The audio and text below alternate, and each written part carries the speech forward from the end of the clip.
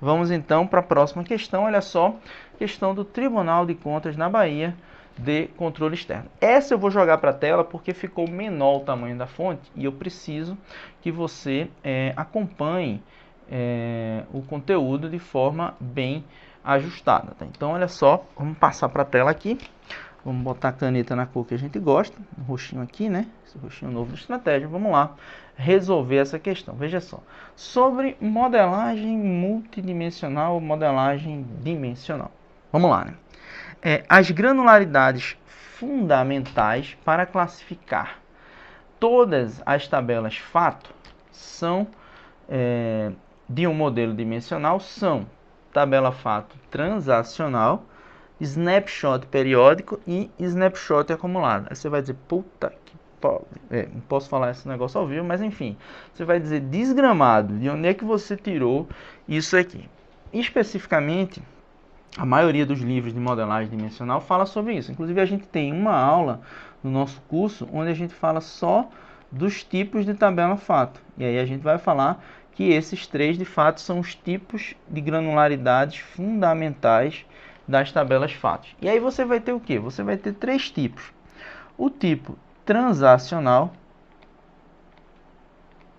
Nesse caso específico, você vai ter os valores na granularidade mais baixa possível, que ela se assemelha a uma base de dados transacional, ou seja, você vai ter todos os eventos armazenados dentro do seu banco de dados analítico. Isso é bom? Isso é bom porque vai permitir uma quantidade muito grande de cruzamento entre os diversos entre as diversas dimensões, né? E aí você vai ter uma capacidade de análise gigantesca. Por outro lado, você se ferra quando você porque você vai precisar de um espaço gigantesco de armazenamento se você quiser guardar todas as transações no seu DW. Mas essa é uma estrutura de base de dados onde você vai ter as transações sendo representadas na sua estrutura analítica. Aí você vai para outro tipo que é a tabela fato de snapshot periódico.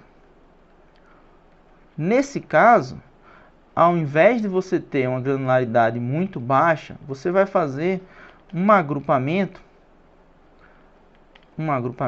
por um período de tempo. Eu vou colocar assim, um ΔT. Ou seja, um período de tempo específico para que você consiga calcular esse resultado para esse intervalo de tempo pré-determinado. Então, olha só. Um dia. Você resolveu fazer uma agregação das suas operações de vendas de um dia e vai armazenar isso na sua tabela fato. É um snapshot periódico. Então, veja, a cada dia você vai lá e bate uma foto e fala o que foi vendido naquele dia. Então, veja que você está simplesmente registrando as vendas por dia. Está aqui, seu dia. Você pega esse pedaço aqui, foi vendido. Aí no dia 2 você tem outra venda, você vai pegar só esse pedaço. Dia 3 outra venda, esse pedaço. Então, você está em cada snapshot periódico, você está agregando isso aqui e jogando para a sua tabela fato. Beleza? Agora vamos lá. O último desses granularidade fundamental é o snapshot acumulado.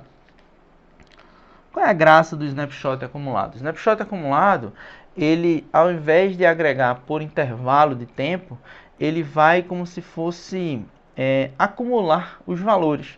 Ou seja, você vai juntar com o anterior o que você fez hoje, ou ver qual foi a evolução de um determinado aspecto. E aí, deixa eu só entrar na tela aqui um pouquinho para vocês entenderem isso aqui.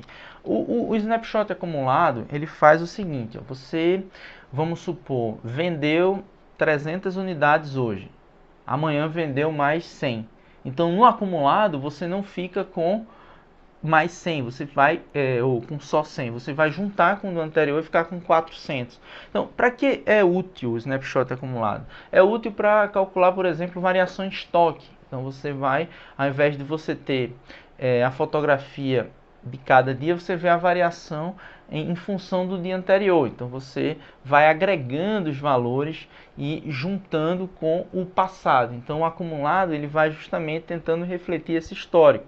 Ele é muito interessante para você acompanhar, por exemplo, progressão de projeto, acompanhamento de indicadores que mostram a evolução ao longo do tempo, ao invés de mostrar, digamos, aspectos estáticos de determinado intervalo de tempo. Você vai conseguir mostrar um pouco mais da dinâmica ao longo do tempo, acumulando o resultado nessas suas variáveis que são consideradas de snapshot acumulado. Então, é uma coisa que a gente pode analisar com mais detalhes. Você pode, por exemplo, ir juntando nesse aspecto datas de um processo. Você está evoluindo, por exemplo, num processo de venda, entrega. Então você tem várias datas aí, a data da compra, a data da aprovação do cartão de crédito, da expedição da nota fiscal, da saída do material, da entrega no cliente, se devolveu, se não devolveu. Então você pode armazenar vários momentos que são relevantes para um fluxo de processo. Então veja que isso é justamente o acúmulo de um conjunto de ações, não é simplesmente um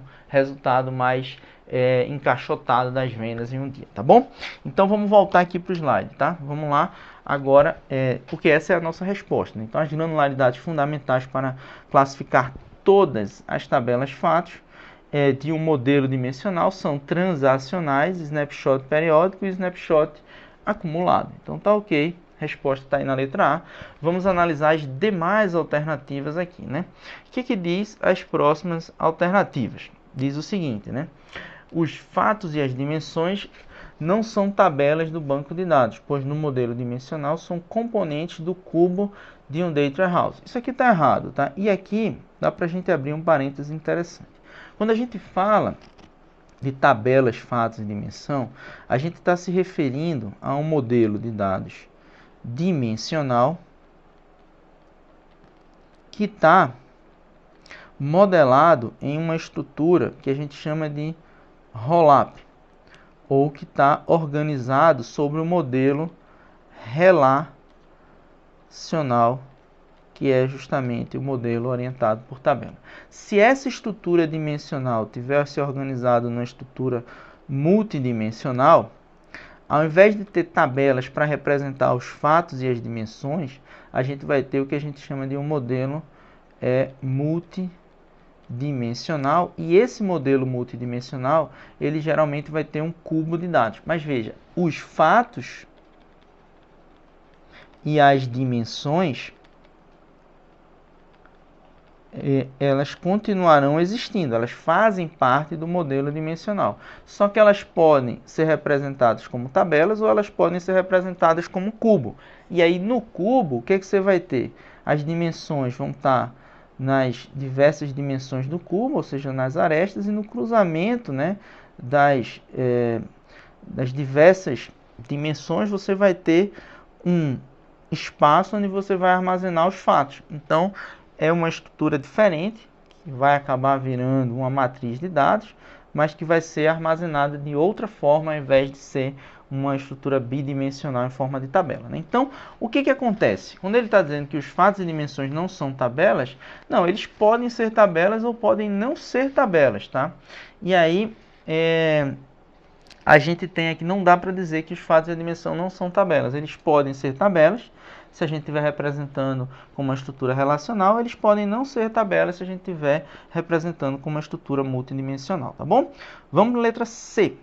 No modelo estrela, as dimensões são normalizadas. Errado, né? No modelo estrela, as dimensões elas são desnormalizadas, justamente para tornar as consultas analíticas mais ágeis. Então o erro está aqui em dizer que os modelos estrelas, as dimensões são normalizadas quando elas são na realidade desnormalizadas, tá bom? Errado, então vamos para a próxima alternativa na letra D.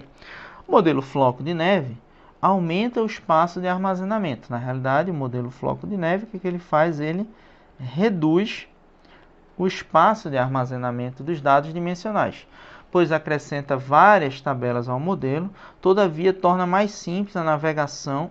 Errado também, né? Ou seja, essa parte de tornar mais simples a navegação por software e utilização, ele vai tornar mais complexa